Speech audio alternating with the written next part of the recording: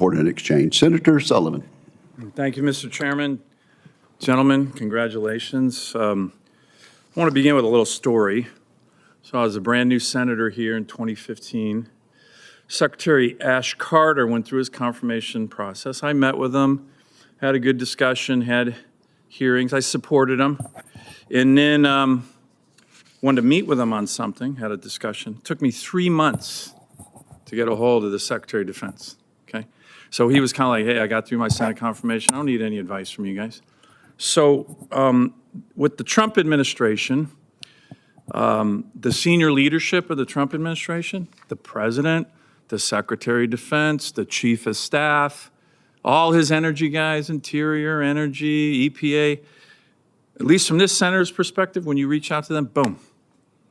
I mean, the President of the United States is incredibly responsive. Pete Hegseth is incredibly responsive. You know who the hardest guy to get a hold of in the Trump administration is? The Undersecretary of Defense for Policy. I hope he's watching. I'm meeting with him tomorrow. Maybe he'll cancel on me, I don't know. He came to this committee and said, hey, I'm gonna work with the Congress. He hasn't on big issues, okay? So here's what I need, right off the bat, from each one of you. If you get confirmed, and we'll see if you do, will each of you commit if a chairman or ranking member or, you know, minority member or someone like me reaches out to you, because I'm going to get your cell phone, and says, hey, I want to discuss something with you, that you will get back to us same day. Mr. Dahl, can I get, or Dahmer, can I get your commitment on that? The guy you're going to go work for has been really bad on this. The worst in the administration. The Secretary of War, boom, I reach out to him. And look, I don't abuse it. Certainly don't abuse it with the president or his chief of staff. But man, I can't even get a response. And we're on your team. Senator. I get your commitment. Same damn day. Yes, Senator. Yes, Senator. Yes, Senator. Okay, now let me give you a little sense of why this is so frustrating. Do you think there's, look at these two gentlemen, the ranking member and the chairman. You think they got a little experience on defense stuff? Do you? Yes, Senator. Do you guys? Okay, I've been on this committee for 11 years. Okay, we have a little experience. Like you, Mr. Dahmer served in the Marine Corps. Little experience, okay? So it's frustrating when on the DOD stuff, especially on the policy stuff, on big decisions, we're not getting anything. And we're not. We're not. Trust me, I've been trying, okay? So let me give you an example. Mr. Dahmer, I want a commitment from you on this NDS. Where do you think the requirement for an NDS comes from? Senator, it's in Title 10. Yeah, it comes from us, right? Okay, don't you think it would be smart to maybe preview it? Hey, Chairman Wicker, you got any thoughts on this? You're real smart. You think it would be good to work that a little bit with the Congress? Do you? Yes, Senator. If confirmed, I absolutely commit to ensuring that you and then the committee are fully briefed Because it's on not the national happening right defense now. strategy. And it's not only frustrating, it looks to us like some of the big decisions coming out of the policy shop at the Pentagon are undermining what the president's trying to get done. Now, we can debate that, but you're not helping yourself. You're not. Can I get everybody's commitment on the NDS? Same? Yes, reaching out to us, let us preview it. Maybe we'll have some ideas on it. I mean, I'll give you one. I raised it with the secretary. Better have something strong on the Arctic, right? There is a lot going on in my neck of the woods. The Russians and Chinese are up there all the damn time. We are on the front lines of this new era of authoritarian aggression. President's been great on it, but I hope the NDS is good on it. Can I get all of your commitments on this? Yes, Senator. Senator, absolutely commit to ensuring that you are fully briefed and before it's released. Senator, I can't speak for the secretary. Okay. Well, I think it makes sense. Let me turn to Mr. Borders. I appreciated our meeting the other day. Thank you very much. I want to follow up with you on a number of those issues. I think you're very qualified, and I look forward to working with you. Mr. Cadlick, I have one quick question for you. I saw this movie over the weekend. It's a pretty good movie. It's getting some criticism, but I think it's a pretty good movie. It's called A House Full of Dynamite. Talks a lot about Fort Greely. As a matter of fact, Fort Greely in Alaska plays a very important role. So I've been working hand in glove with the president and his team, first term and second term, on missile defense. Senator Kramer and I are the two leads on the Golden Dome Initiative. Worked directly with Secretary Hegseth, with the president, with his team, General Gutlein. And then during President Trump's first term, I went to his big speech at the Pentagon. We laid out all his principles for missile defense. I was the only member of Congress there. My bill, the Advancing America's Missile Defense Act, passed during his first term. And one of the elements that had additional build-out of GBIs at Fort Greely, okay? If you watch the movie, you see how important GBIs at Fort Greely are. We expanded the silos at Fort Greely to include 60 GBIs, and we built a new set for 20. Right now, those silos have been empty for 5 years. It makes 0 sense. So can I get your commitment, if confirmed, in terms of nuclear deterrence?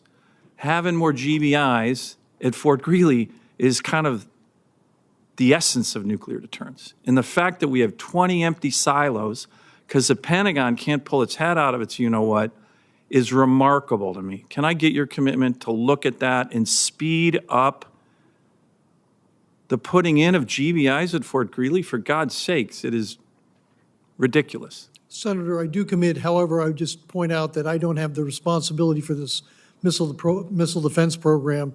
Obviously, General Gutlein has that role, but I have a great interest in what he does and the efficacy of that system. But it's all about nuclear deterrence, Correct. which you will have responsibility over. And sir, like I said, I commit to you on this. Great. Okay. Thank you. Thank you, Mr. Chairman. Thank you. Before we move on, I'd like to ask unanimous consent to add into the record,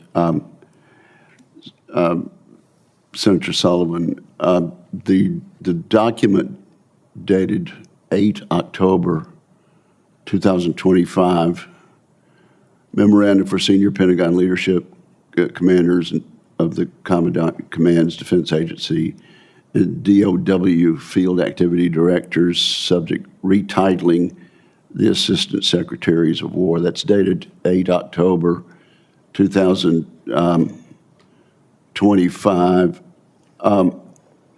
Mr. Dahmer, do you know when that was delivered to committee staff?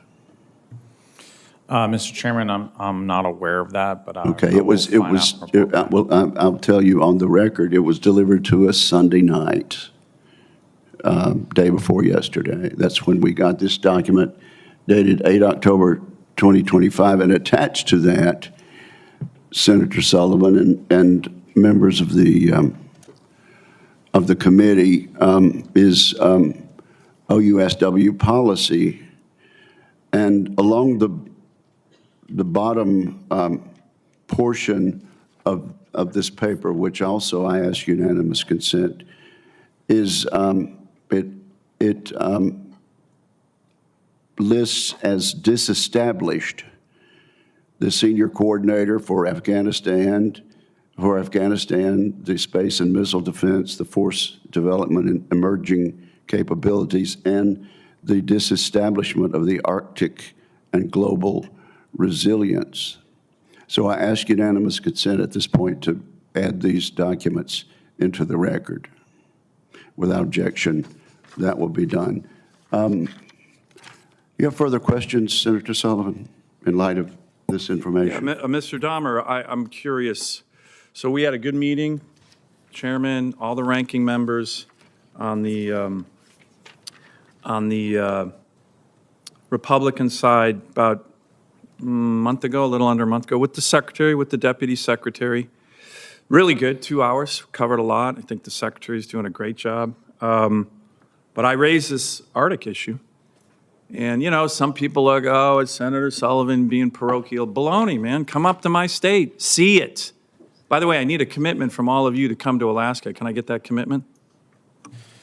Yes, Senator. I've visited Alaska before, and I would certainly welcome the opportunity to do so again. Yes, Senator.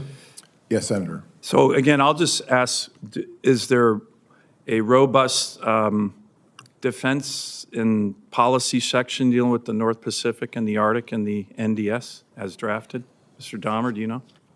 Senator, I can't comment on the content of the draft National Defense Strategy. I certainly don't want to get ahead of the Secretary's decision space in that area, but if confirmed, I absolutely would commit to ensuring that you and the committee are fully briefed in a classified setting on the NDS.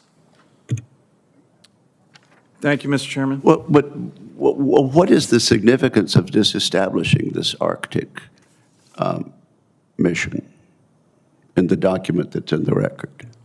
Mr. Chairman, the Office of Arctic and Global Resilience was merged with the Office of Western Hemisphere Affairs, America's Security Affairs, and certainly able to enhance the consideration of Arctic security affairs in the context of Western Hemisphere and the Americas more broadly, while realigning some of the priorities of that office under the previous administration that dealt with climate change and some of the priorities of the previous administration.